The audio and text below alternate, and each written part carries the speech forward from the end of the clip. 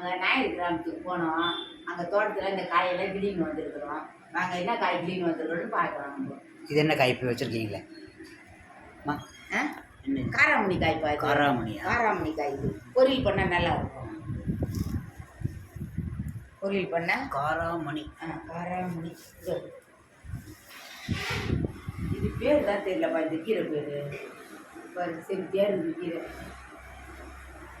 என்னமோ காசிலேயே ஒரு காசிலி கீரைன்னா சொன்னாங்க. பேர் மாற்றிட்டேன் நான். இந்த காசிலி கீரை தெரியும்.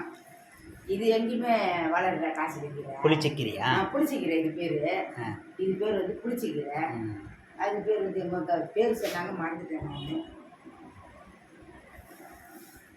இது வருவா கீரை வாங்கலையோ கீரை. கீரை வாங்கலையோ கீரை.